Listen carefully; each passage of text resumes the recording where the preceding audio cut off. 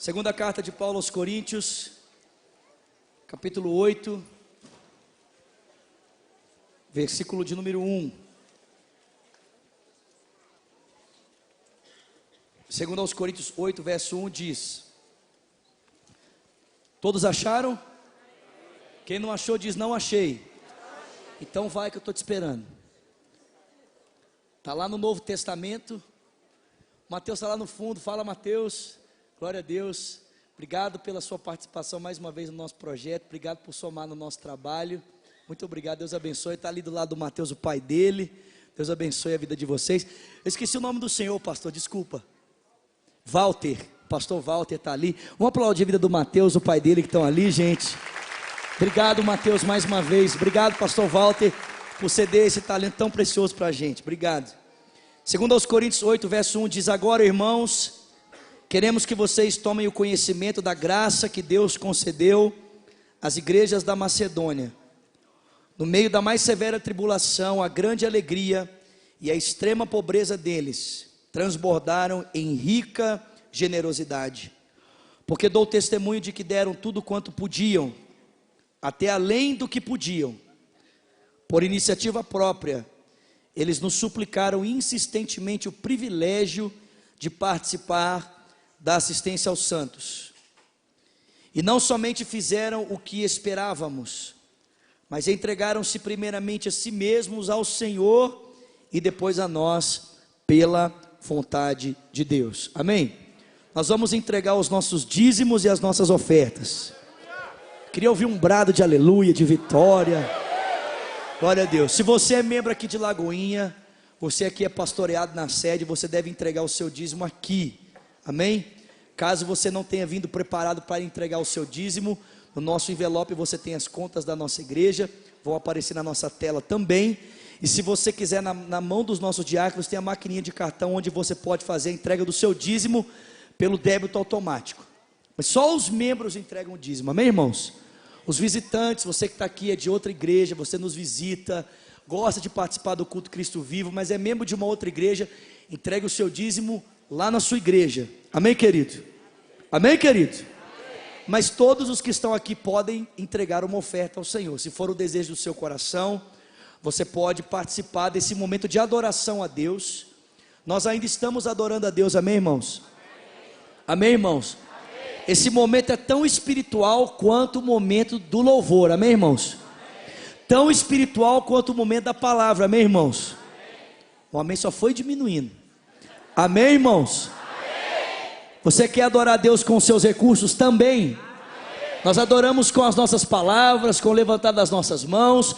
Nós vamos adorar a Deus daqui a alguns momentos, dando reverência à sua palavra, mas também vamos adorar com o nosso dinheiro, amém, irmãos? Amém. Aí eu vi vantagem, amém? Aleluia. Então entregue uma oferta como expressão da tua gratidão ao Senhor. E eu quero presentear vocês essa noite, amém, gente? Nós vamos tocar aqui agora uma canção inédita do novo trabalho, Fé em Canto, para abençoar a sua vida enquanto você entrega o seu dízimo, a sua oferta, amém? Ela está lá em Filipenses, essa música chama Filipenses 2, a letra dela está no texto de Filipenses capítulo 2, a partir do verso 5. Tende em vós o mesmo sentimento que houve em Jesus Cristo, que subsistindo em forma de Deus, não considerou que o ser igual a Deus era algo que devia pegar-se, mas ele esvaziou-se a si mesmo, assumindo a forma de servo, se fazendo semelhante aos homens, e sendo encontrado em forma humana, em figura humana, ele humilhou-se a si mesmo, sendo obediente até a morte e morte de cruz. É por isso que Deus o exaltou soberanamente, deu a ele o nome que está acima de todos os nomes, para que ao nome de Jesus se dobre todo o joelho, no céu, na terra e debaixo da terra, e toda língua confesse que ele é o Senhor, para a glória de Deus Pai, amém?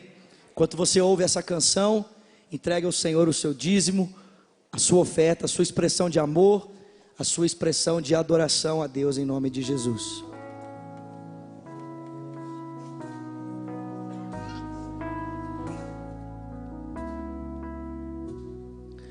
Eu quero ter os teus pensamentos, preciso ter os teus sentimentos, ó Deus. Eterno Deus,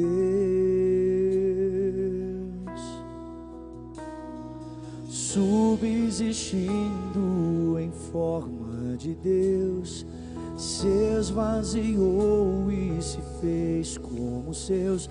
Ele perdoou, não considerou compaixão e misericórdia, humilhação e exaltação. Eu canto da glória que mudou história, me fez viver, renascer. Eu canto da glória, o Filho é a glória do próprio Deus, do eterno Deus. Amém.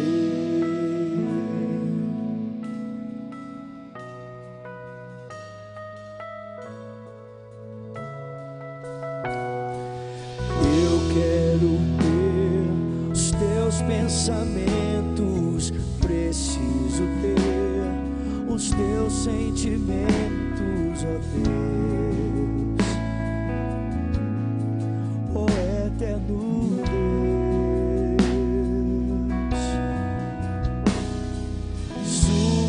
subsistindo em forma de Deus, se esvaziou e se fez como seus. Ele perdoou, não considerou compaixão e misericórdia, humilhação e exaltação. Eu canto da glória que mudou história, me fez viver, renascer. Eu canto da glória, o Filho é a glória do próprio Deus, do eterno Deus. Eu canto da glória que mudou história, me fez viver, renascer. Eu canto da glória, o Filho é a glória do próprio Deus, do Trino Deus. Amém.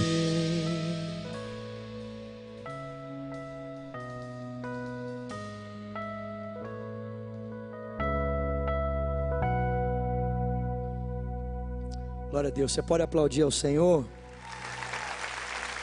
Glória a Deus. Glória a Deus. Abra comigo a sua Bíblia, por favor, em Isaías. Isaías capítulo de número 12. Eu quero nessa noite interromper rapidamente a exposição de Gálatas para falar com vocês sobre um tema muito importante. Quero falar nessa noite sobre o autor da salvação.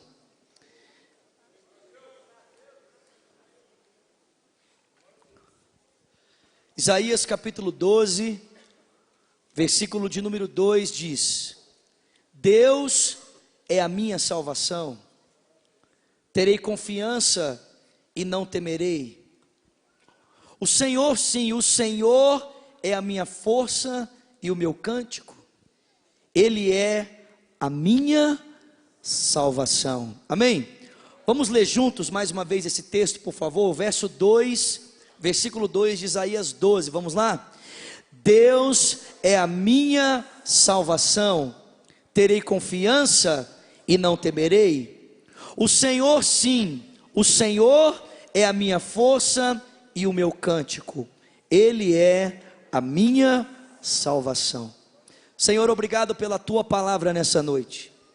Reconhecemos que Tu és o nosso Deus, Tu és o nosso Senhor, pertencemos a Ti, somos Teus, e queremos ser pastoreados pelo Senhor nessa noite, queremos ser ensinados pelo Senhor nessa noite. Fala-nos ao coração, Senhor, ensina-nos, ó Deus, por meio do Teu Espírito, a tua palavra nessa noite.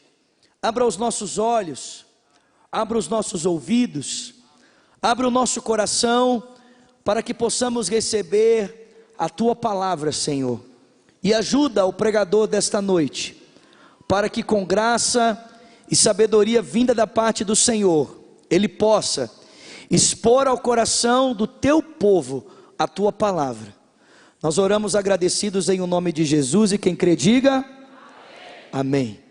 Irmãos, todos nós nos posicionamos diante da vida, diante de outras pessoas, e é verdade que esse posicionamento que cada um de nós tem diante da vida ou de alguma pessoa passa pela nossa crença fundamental, passa pela maneira como nós interpretamos o mundo, interpretamos a nós mesmos e interpretamos os problemas da sociedade. Nós chamamos isso de cosmovisão. O que seria uma cosmovisão? Cosmovisão é o óculos pelo qual você lê a realidade. E ainda que essa palavra seja uma palavra difícil, pouco conhecida talvez de alguns, a verdade é que, sabendo ou não, cada um aqui possui um óculos pelo qual lê a realidade.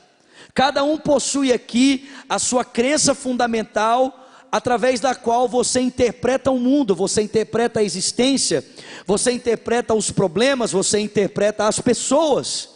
E basicamente a visão de mundo de qualquer pessoa é formada a partir de 4 pilares.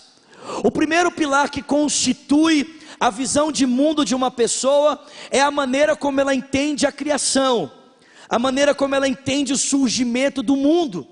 Nós podemos entender o surgimento do mundo como um ato criador de Deus, mas também podemos entender a existência do mundo como um projeto, na verdade não um projeto, algo que aconteceu pelo acaso, uma explosão desordenada que deu origem a uma ameba, a um pequeno ser que foi se desenvolvendo por meio da seleção natural e culminou na existência da raça humana. Mas a nossa visão de mundo não é apenas formada a partir da maneira como nós entendemos o universo, mas também como entendemos o ser humano. O que é o ser humano? O que é o homem? O homem é a imagem de Deus? O homem é apenas um ser mais evoluído? Qual é o propósito de vida do homem? Somos nós que damos sentido para a nossa própria vida? Ou alguém superior a nós dá sentido para a nossa vida? A outra base, a outra pilastra que compõe a nossa maneira de ler o mundo é como nós entendemos o caos, como entendemos o problema, como entendemos o estado no qual o mundo se encontra. O mundo está em caos? Ou será que de fato o mundo é como é e sempre será? Será que realmente existe um problema na sociedade que pode ser resolvido por uma estrutura social igualitária a todos, Liberdade, fraternidade e igualdade?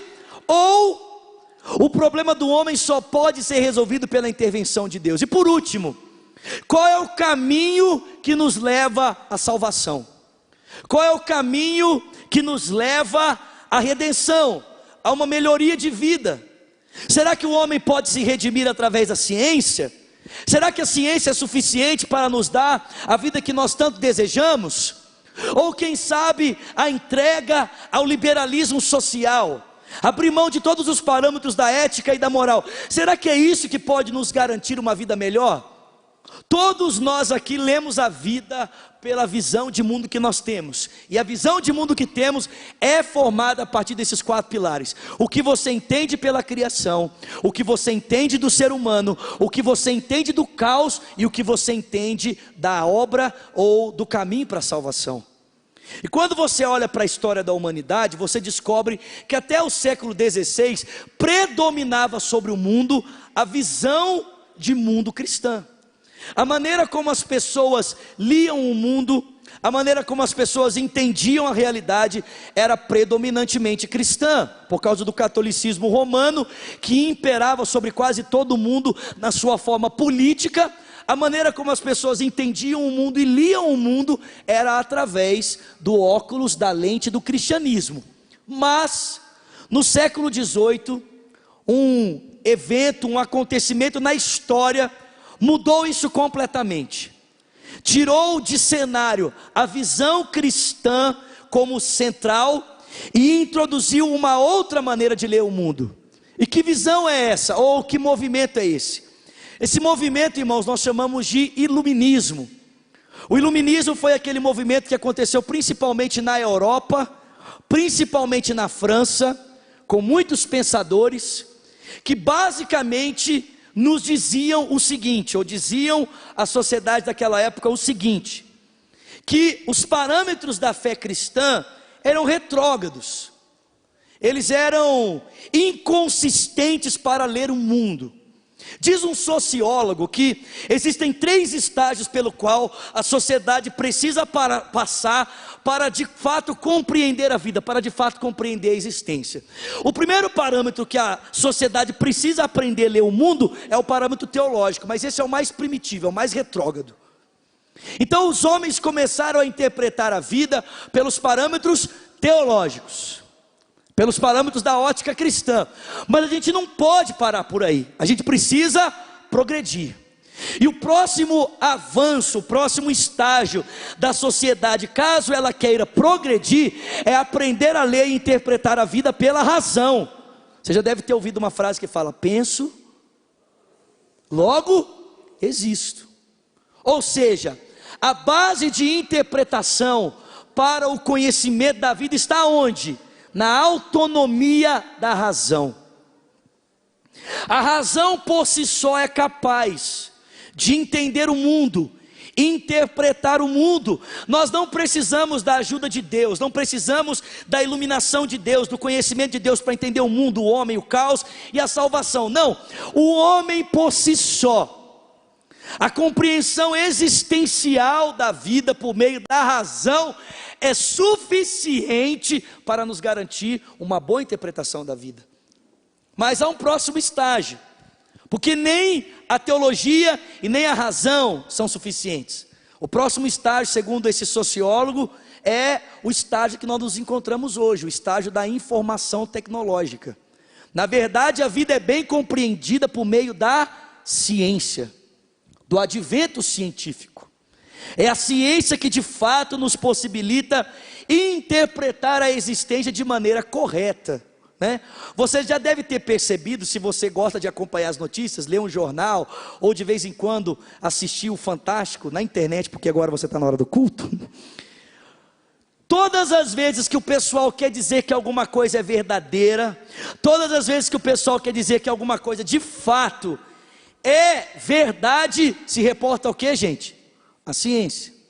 Os cientistas descobriram tal coisa, a ciência descobriu tal coisa. E qual é a mensagem que está sendo passada por mim e para você? Muito simples, é que o que define o parâmetro de verdade é o que? A ciência.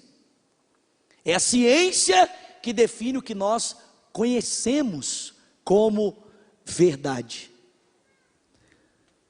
O cristianismo foi tirado do cenário mundial e substituído pelo racionalismo através desse movimento chamado iluminismo. E gente, apesar de nós estarmos em pleno século 21, ainda existem vestígios desse pensamento na nossa sociedade, sim ou não? Sim ou não? Se você está na universidade, você sabe muito bem que a utopia do humanismo está ali presente o tempo todo. E o que é o humanismo senão a crença de que o homem pode por si mesmo definir os seus próprios caminhos, que o homem é o centro de toda a equação, o centro de toda a realidade, né, do universo, né? É o homem lá do Copérnico. Você lembra do homem lá? Lembra?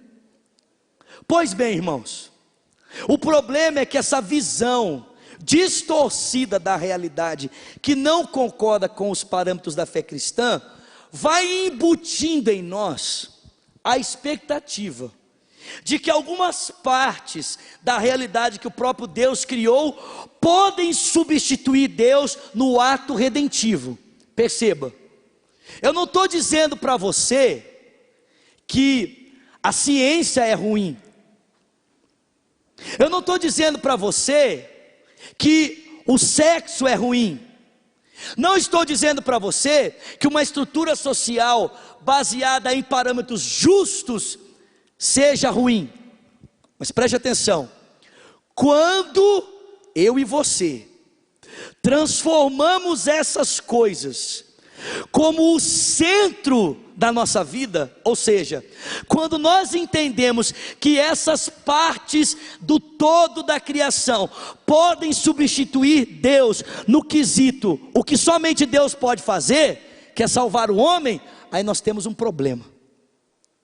E preste atenção: muitos caminhos falsos de redenção são apresentados para mim e para você constantemente.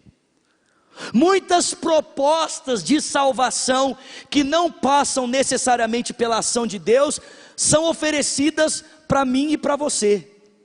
Você quer ver uma proposta que o mundo secular, o mundo em que vivemos, secularista, nos oferece o tempo todo como meio de salvação, de nos sentirmos plenos, realizados, sem que necessariamente isso aconteça em Deus? É o sexo.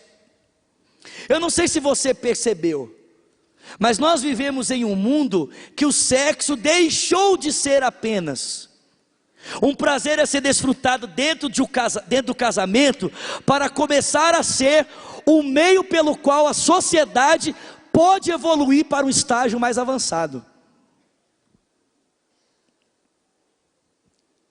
O mito do liberalismo moral e a expectativa de uma vida sexual liberada, ou seja, sem os parâmetros retrógrados da fé cristã, tem sido apresentado para mim e para você com uma possibilidade de construirmos uma sociedade melhor, uma sociedade mais justa, uma sociedade desvencilhada de preconceitos. Você já ouviu essa palavra?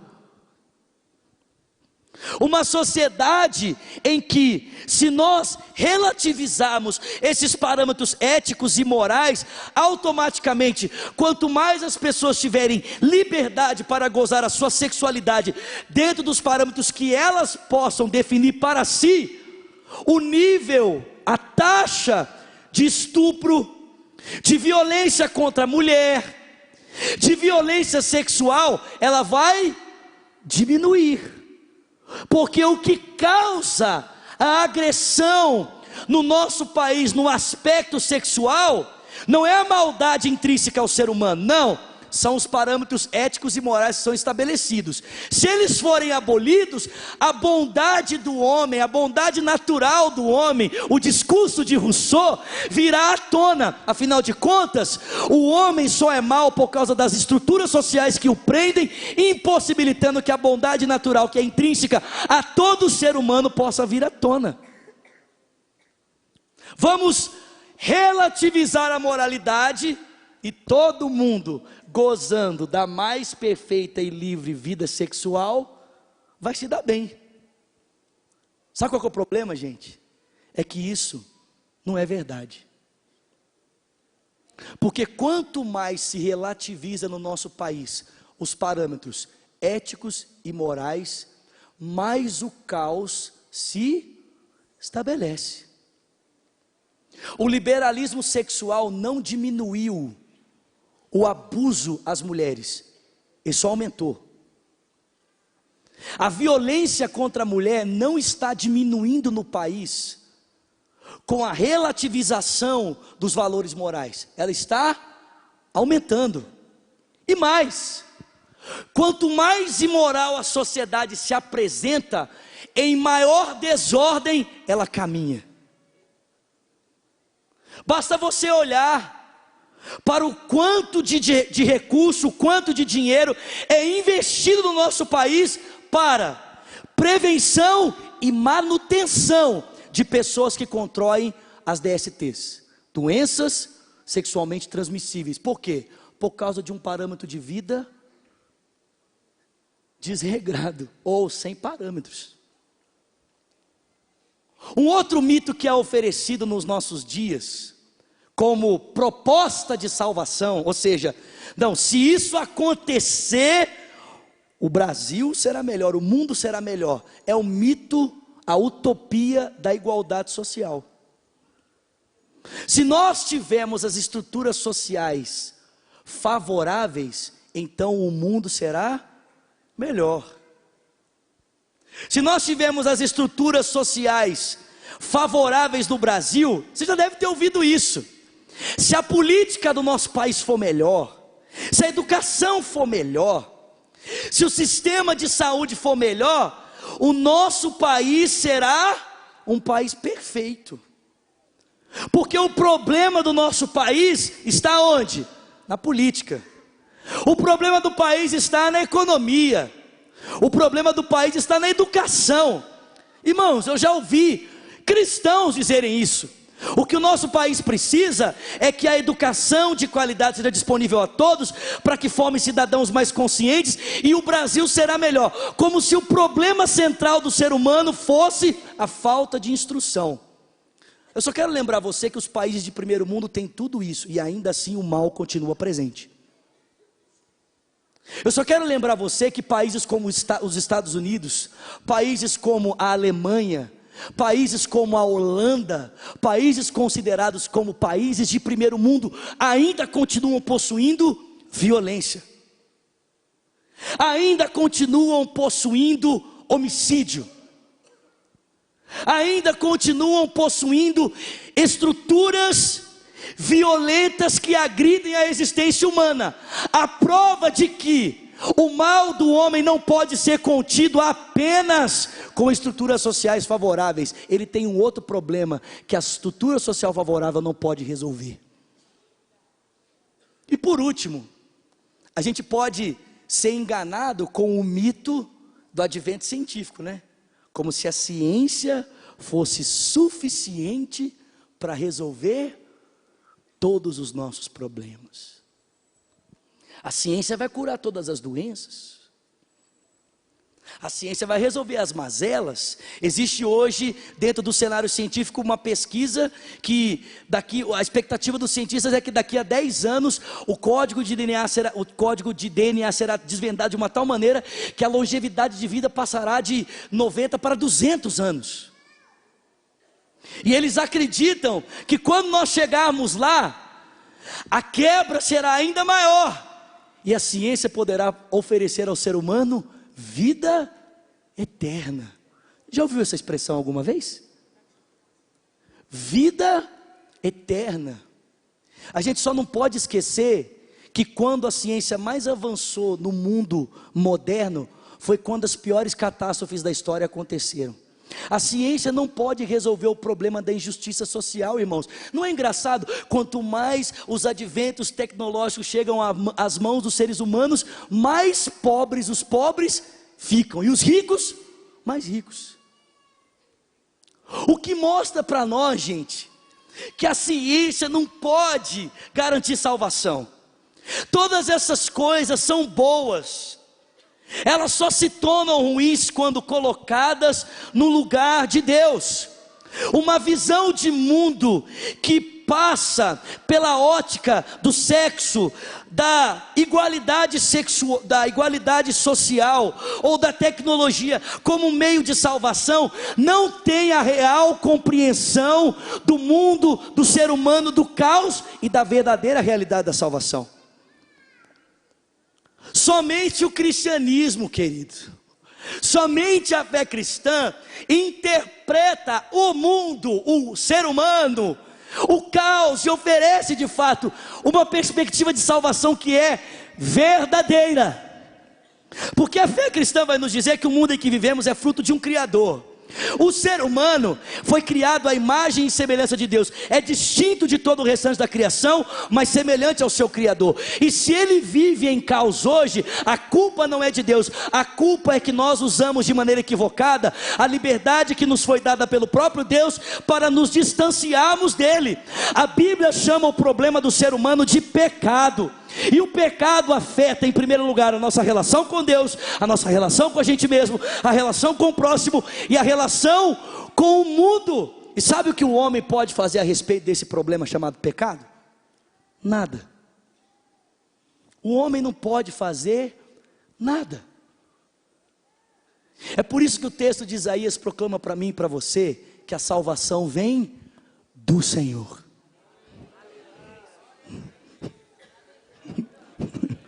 A salvação não está na tecnologia, a salvação não está no sexo. Escuta aqui, querido, se você está tentando um progresso para a sua própria vida, pensando que a liberdade sexual poderá te dar isso, você continuará praticando o sexo e continuará se sentindo cada vez mais vazio, porque o objeto não pode substituir o Criador. O objeto não pode substituir Deus. Tecnologia não pode, parâmetros sociais iguais não podem. O que nós precisamos é de uma salvação que toque de fato a essência do nosso problema. E segundo o texto bíblico, a essência do nosso problema é o pecado. E é por isso que Jesus Cristo se entregou na cruz, porque somente Ele poderia resolver o nosso problema chamado pecado diante de Deus. Para isso Ele sofreu, irmãos. Alguém está comigo aqui essa noite? Para isso Ele sofreu, em primeira instância fisicamente, sofreu no seu corpo, para que a redenção, a verdadeira salvação alcançasse a mim e a você. O texto de Isaías 53 verso 4 diz que certamente Ele foi ferido pelas nossas transgressões, Ele foi moído pelas nossas iniquidades, o castigo que nos traz a paz estava sobre Ele, pelas suas pisaduras nós somos sarados. Mas Jesus não sofreu apenas no seu corpo para nos garantir a salvação, Ele também sofreu na sua alma, sofreu emocionalmente. Em Mateus capítulo 26, a partir do verso 36, angustiado até a morte por causa do propósito de Deus que implicaria no seu sofrimento e morte, Jesus se prostra no Getsemane e diz: Pai, se possível passa de mim esse cálice, todavia não seja feita a minha, mas a tua vontade. Mas não sofre apenas por se sujeitar à vontade de Deus, Ele é abandonado pelos seus discípulos, Ele é traído por Judas, é negado por Pedro, desprezado por todos.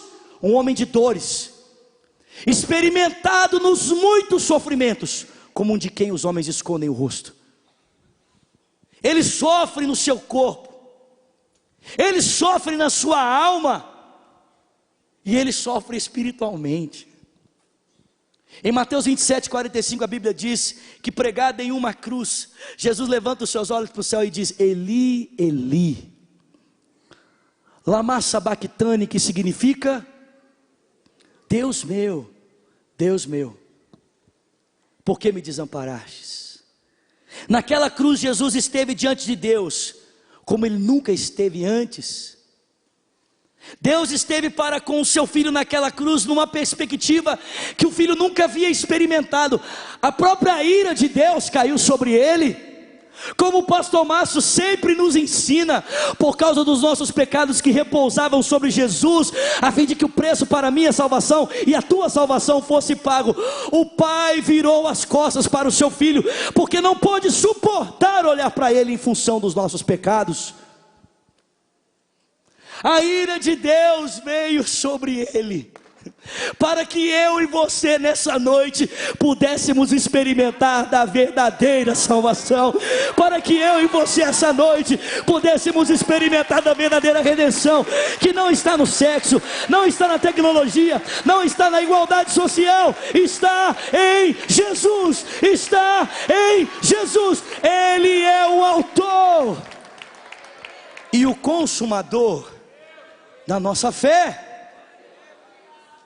Eu quero fazer duas aplicações sobre isso. A primeira aplicação que eu faço aqui essa noite é para você que é um cristão, que talvez professa sua fé em Cristo, mas continua lendo o mundo pela ótica secularista. Você que diz crer em Jesus para ser salvo, mas está tentando buscar satisfação para a sua vida no sexo. Você que diz, eu creio em Jesus, Ele é meu único Salvador, mas continua iludido com a proposta desse mundo de que a sexualidade, a vida sexual ativa pode te satisfazer mais do que qualquer outra coisa. Você que continua aqui na igreja iludido com essa proposta falsa de realização que o mundo oferece. Ou talvez você esteja aqui, não tentando se satisfazer, encontrar tua realização pessoal no sexo, mas talvez tentando encontrar tua realização pessoal no dinheiro. Talvez o teu caminho de salvação não passa pelo prazer, passa pelo dinheiro. Talvez o que você diz para você é: o dia que eu tiver dinheiro eu vou ser feliz. Meu irmão, deixa eu dizer uma coisa para você. Você quer saber quem é o Deus da sua vida? Você quer saber quem é o seu Senhor? Eu vou dizer para você, é muito simples. Pergunte para você mesmo: para onde eu corro quando a coisa aperta? Para onde eu vou quando as situações entram em colapso na minha vida? Se você corre para o dinheiro é seu Deus. Se você corre para o sexo é seu Deus. Se você começa a questionar Deus e a reclamar: o mundo é injusto, o mundo isso, o mundo é aquilo, o seu Deus é o marxismo, não é o marxismo cultural. Se você começa a dizer: eu preciso de tecnologia, eu preciso... Meu irmão, o seu Deus é tecnologia. Nós não podemos ser inconsistentes com a nossa maneira de interpretar o mundo. Se nós somos cristãos, então precisamos ler a realidade pelos parâmetros e pela ótica do cristianismo.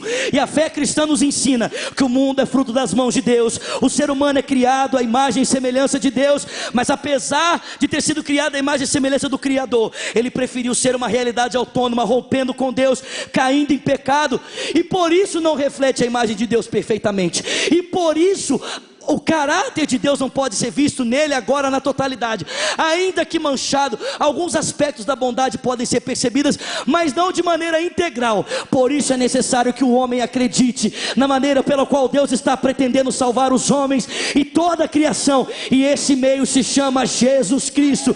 E todo aquele que nele acredita, aquele que nele confia, é livre do pecado, é livre em primeiro lugar do poder do pecado, porque o pecado não terá mais domínio sobre você. É livre da condenação do pecado, porque não há mais condenação para aqueles que estão em Cristo Jesus. E é livre da presença do pecado, porque quando Jesus Cristo voltar, Ele aniquilará completamente o pecado dos seres humanos, o pecado da criação, a fim de que o mundo volte a ser o que Deus planejou para que ele seja. Alguém crê nisso? Diga glória a Deus. Pode aplaudir o Senhor.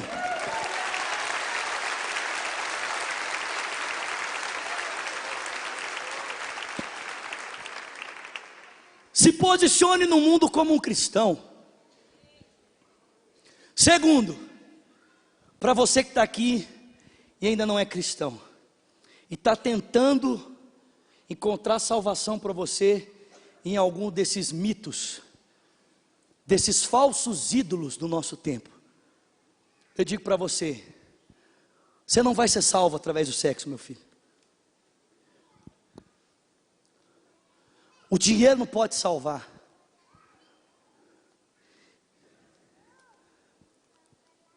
Tecnologia não pode salvar. Só existe uma pessoa que salva.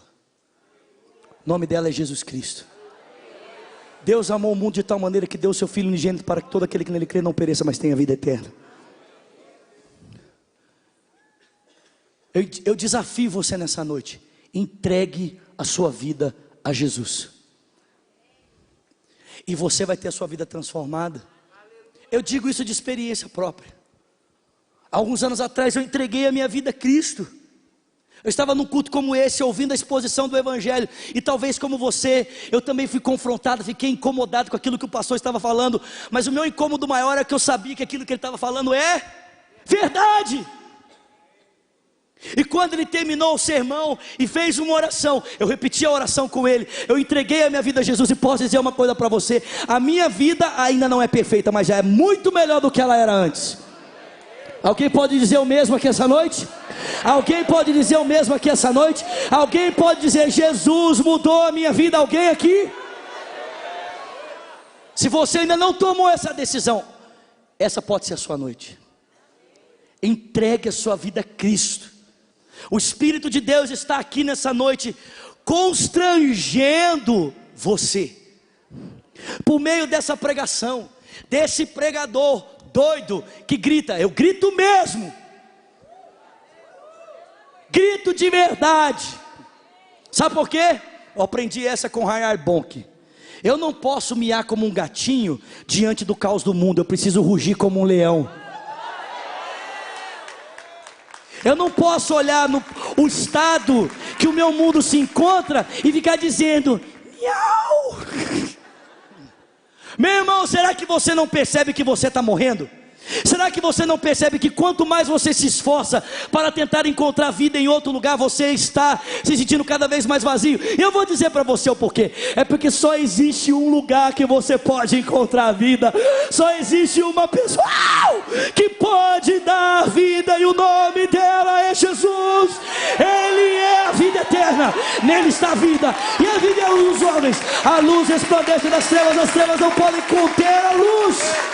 A vida está em Jesus. E eu fico empolgado também porque eu amo Jesus, amém? Mas alguém ama Jesus aqui? Fica de pé no seu lugar.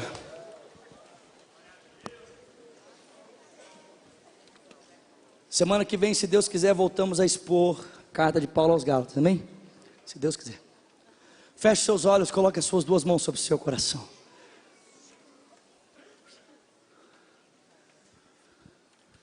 Com seus olhos fechados, suas duas mãos sobre o seu coração. Não saia, por favor, meu irmão, só se você precisar. São 3:10 ainda. Essa celebração termina às 10 horas. Por favor, não saia. Não saia.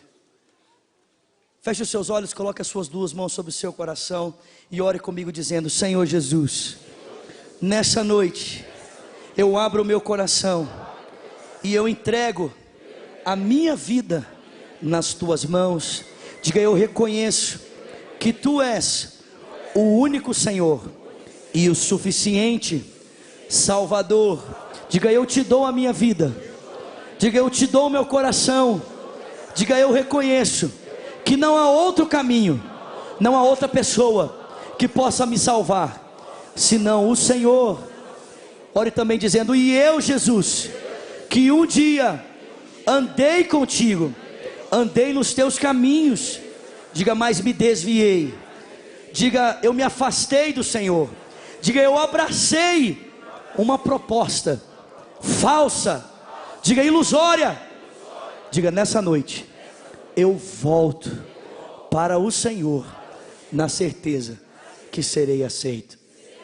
Se você fez essa oração pela primeira vez e sabe que tem que entregar sua vida a Cristo, ou talvez você está aqui e você sabe que precisa voltar para os caminhos do Senhor, abandonar essa proposta secularista de vida e voltar a andar no Evangelho, levanta uma das suas mãos. Eu quero conhecer você, quero orar por você. Pode levantar bem alto, por favor, bem alto. Eu quero conhecer você, quero orar por você. Bem alto, bem alto.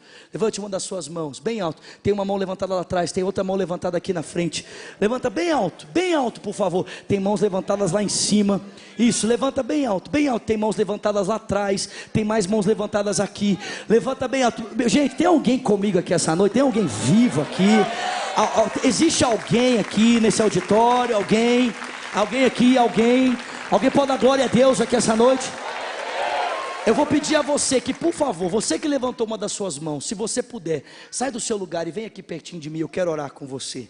Não importa se você levantou a mão aí na galeria ou aqui embaixo, sai do seu lugar e vem aqui pertinho de mim. Eu quero orar com você, por favor. Por favor, por favor. Vem, vamos aplaudir essas pessoas que estão vindo aqui. Vem, pode vir, querido.